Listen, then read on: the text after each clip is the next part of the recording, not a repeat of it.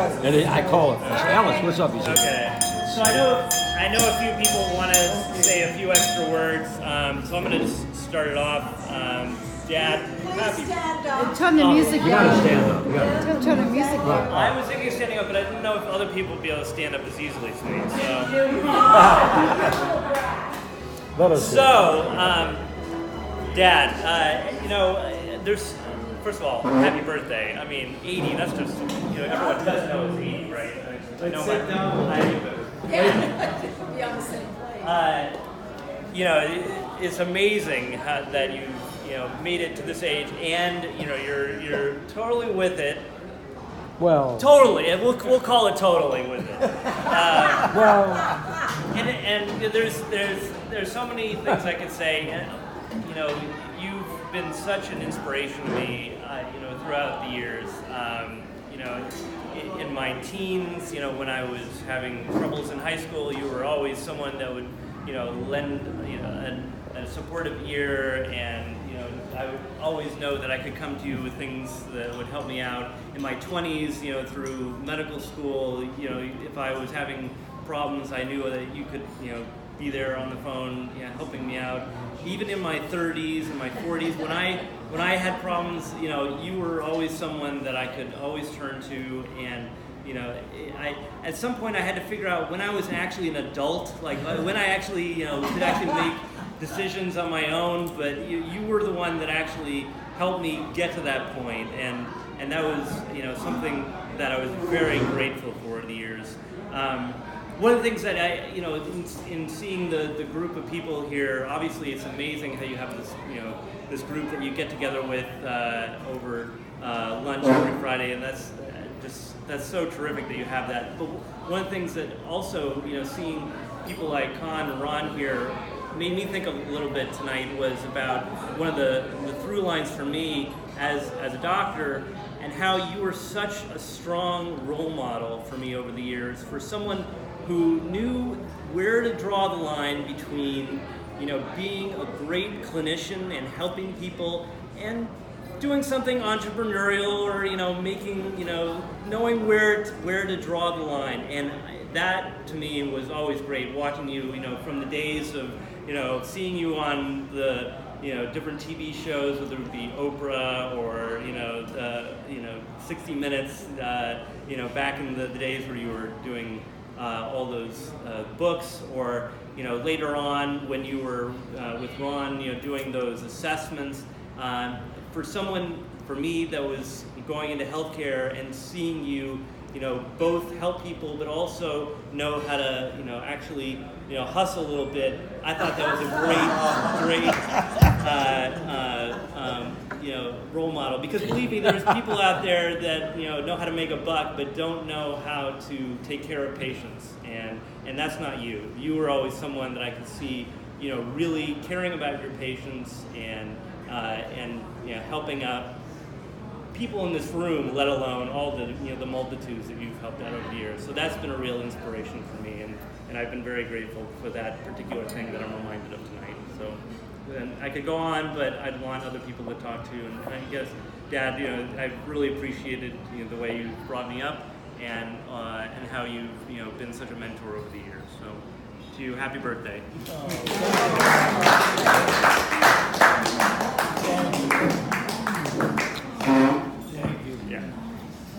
Well, that's a tough act to follow. That's a tough act to follow. But you can do it. I mean, here I was prepared to tell the truth, and after all those lovely sentiments that you just expressed, I actually began to I can't feel a little talk louder, Gary. Can melancholy. hear you. Louder, Gary. I didn't Talk louder. I just stint at Ames. Yeah, but in spite of the fact that I have the highest regard for those sentiments that you expressed, the veracity of some of those statements I think is questionable. But on the whole, you could probably get away with most of them. It was 1953, and I was entering the 8th grade in a brand new junior high school called Louis Pasteur. As David, I know, remembers another. And so here I was, a new guy, you know, new neighborhood, and had all my friends. I had to start all over again making relationships. You know what that feels like, the first day in a new school, and you kind of... So after about the first 2 days, I was kind of lonely and longing for my old environment. And I heard that the school was holding a dance that Friday night called a sports night at a place called the Robertson Playground. And I figured, well, I'll go, and maybe I can meet some girls and stuff, and, you know, in a social environment, and maybe I'll make a couple of contacts. And so I went, and it was a rainy night. It was kind of misty and rainy. And there were all these kids dancing together and hugging each other and acting friendly and lovely. And I was like, I didn't know anybody. And then there was always that group of guys, you know, lined up against the wall in the black leather jackets with that lacquered haircut that kind of like dovetails in the front and in the back. And they were staring with a certain degree of hostility toward all the people that were dancing and having fun. And I was looking over at them, and one of them looked toward me with a glaring hostility in his eyes, and he sauntered over to me kind of languidly, in fact, rather effeminately. But it turned out that he was, I think it turned out that he was straight. I've known him 67 years, and I'm really not 100% sure. The kids look like him. Anyway, so he came over to me, and he, you know, I didn't know whether he was going to take a shot at me or knife me. I didn't, but he was looking hostile. And he said, "What's happening, man?" 2 weeks later, I introduced him to my mother, and he says, "What's happening, man?" To my mother. She said, "Never bring that guy back here. Don't ever bring him back to this house." And I said, "He's a nice guy, really. He just kind of looks funny, you know, but he's all right. He's all right." They said, "No, he's a bad influence on you. You've got enough problems with your delinquencies and shit. You don't need to hang out with this kind of guy." And so for the first, 20 years of our life, my parents, may they rest in peace, they actually grew to love him. But it was after he served some time in a local institution. A couple of days. Anyway, we became fast friends that night.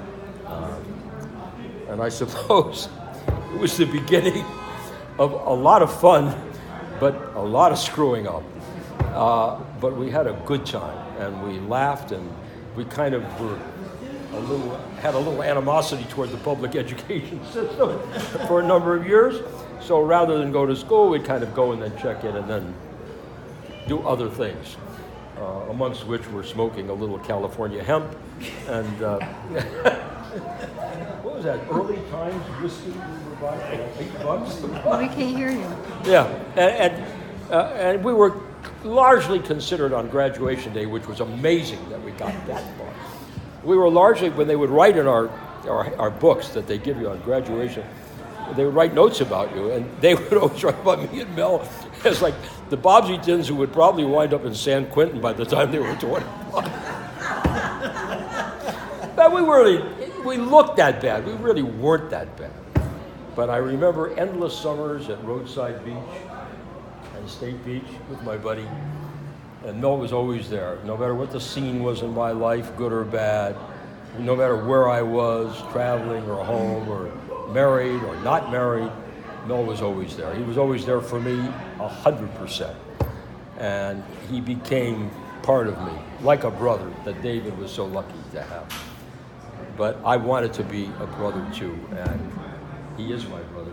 He's one of the greatest people in my life, and I don't know how I would perceive reality in this world without Mel being there too to share.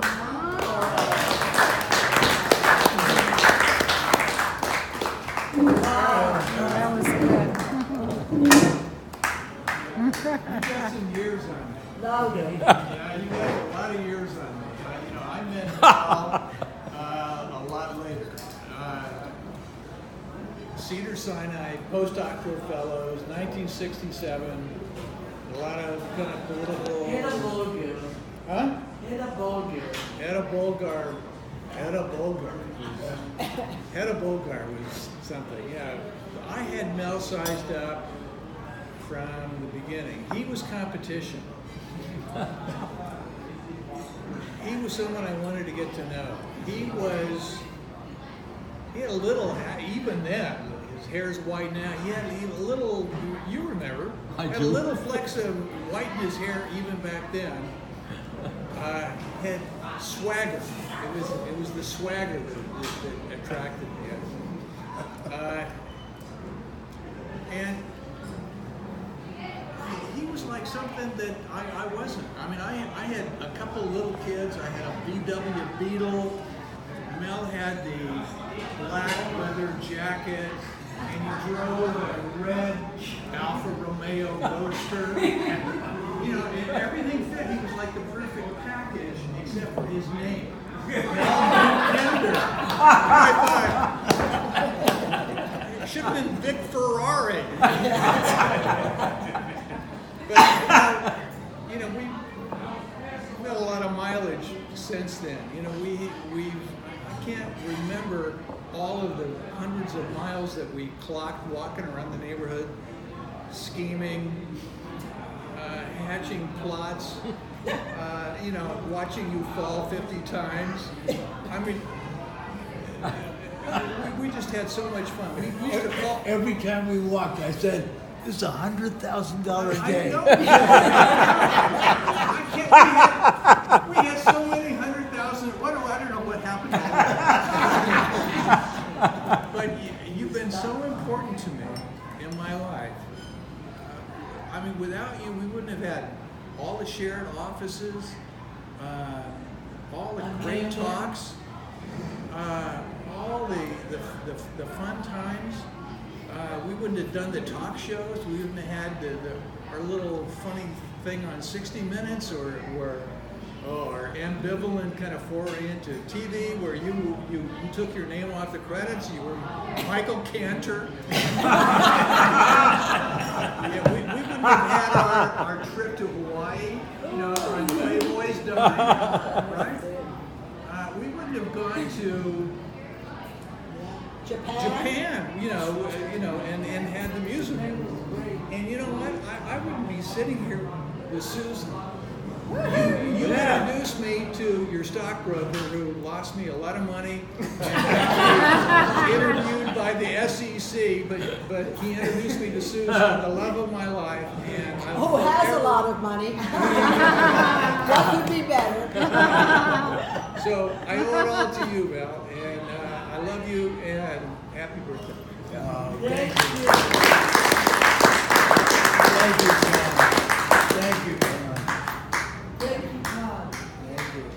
Now, run there. Love. Where should I start? A lot of people are hard of hearing here.